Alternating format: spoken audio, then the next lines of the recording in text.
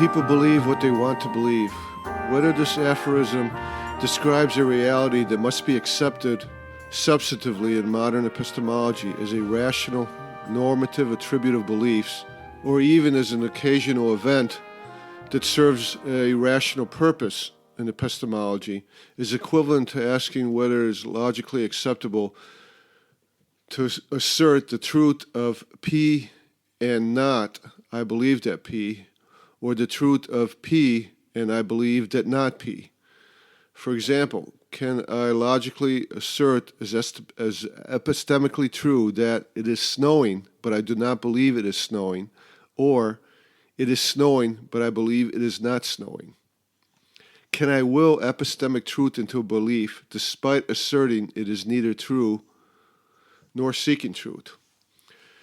This question is known as Moore's paradox and was contemplated by Ludwig Wittgenstein in his Philosophical Investigations, Part 2, at Section 10, through his method of considering the contemplation of language being a form of life analysis. It is not always clear what Wittgenstein meant entirely by form of life, given the various uses he made of this term in his investigations. But what is clear, and in fact he probably would have predicted this would be the case, given the nature of language. But what is clear is that he wanted this phrase, form of life, and used it as entire investigations to be a warning that language is often its own word game reality that may or may not clarify actual reality and whatever truths, if any, there are of which we can speak. His famous statement is, "Philosophy is a struggle against the bewitchment of our understanding by the resources of our language."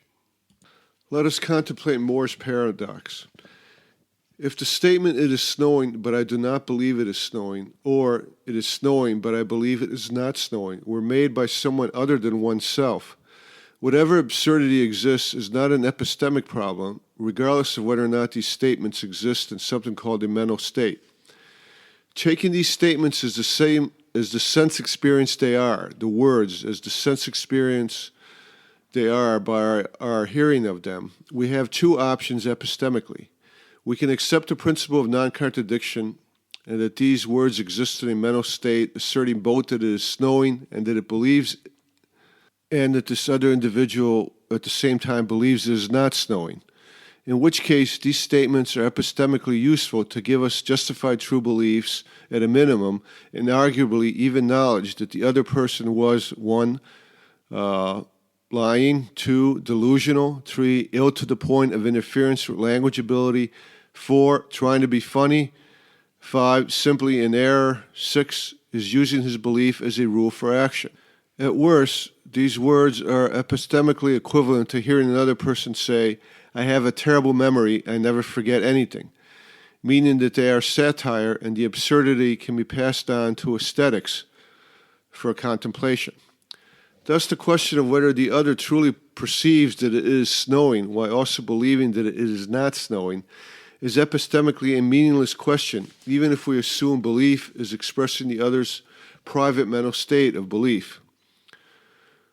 We have, simply by listening to the words, we have gained justified true belief and perhaps even knowledge consisting of the options 1 through 6 simply from the sentences.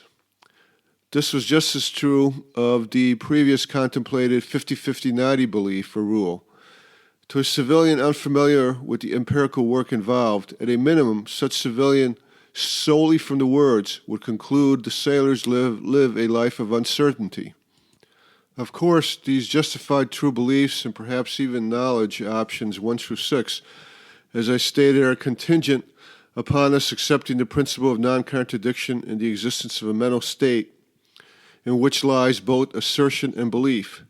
Giving the skeptic his due, we only believe the principle of non-contradiction because we want to believe it, but this only further justifies the aphorism at issue as rational, because without a belief in the principle of non-contradiction, everything is justified and not justified, and we are left with the contradiction of having an epistemology stating we know absolutely only that we do not know anything absolutely, itself a contradiction. As philosophers such as Hilary Putnam and Borgasian have successfully argued, if such rule-circular argument is stating that the absolute truth is that there is no truth, and contradiction do not bother the skeptic, it should not bother us. There is no prospect of silencing these, quotation marks, skeptical doubts with respect to matters that are as basic as logic and principles of justification. Because we believe what we want to believe, consisting of the principle of non-contradiction, we can rationally make justified true beliefs and even knowledge of options 1 through 6.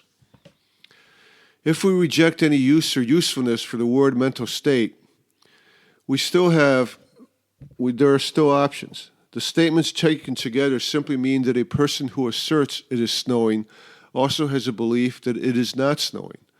What is the problem with this? This is allowed by the grammar or form of life of our language, and is allowed by the logical form, just as saying, I have a terrible memory, I never forget anything, is allowed by our logic and grammar.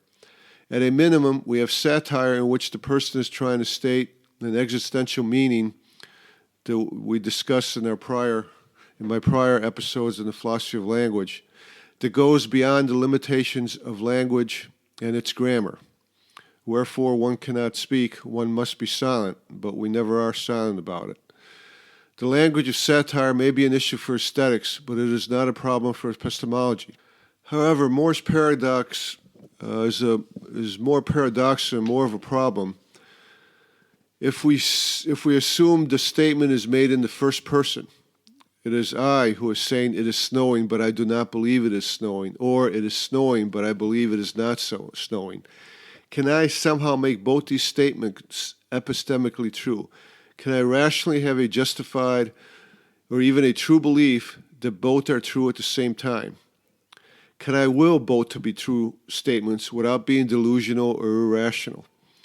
Is there a mental state distinct from my physical sense experience state that can control my beliefs about my sense experience? Are these statements, when made together, simply an absurdity from a delusional person? Though it is almost intuitive that one cannot be mistaken about one's own belief, it is not really so if we view language as a form of life. Contemplate the following description by Tolstoy in his novel Anna Karenina, describing a common human experience. Quotation, at first, Anna sincerely believed that she was displeased with him for daring to pursue her. But soon after her return from Moscow, having gone to a party where she expected to meet him, but to which he did not come, she then distinctively realized by the disappointment that overcame her that she had been deceiving herself, and that his pursuit was not only not distasteful to her, but was of great interest to her. If we cannot be mistaken nor fool ourselves about our beliefs, how does it make sense to say Anna was able to deceive herself as to her beliefs? Why does the above description make sense, and we know exactly what is meant by it, because it has happened to us, even though it clearly should not make sense and should not happen, since we cannot be mistaken about our mental state and its beliefs?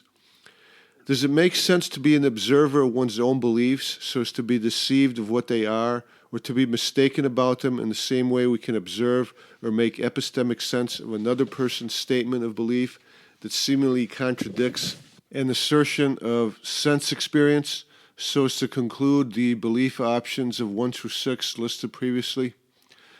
The problem with the paradox, when it is applied to ourselves, lies in the assumption that the word belief references a real thing or mental state that is belief. I will contemplate this problem and resolution of the paradox in the next episode.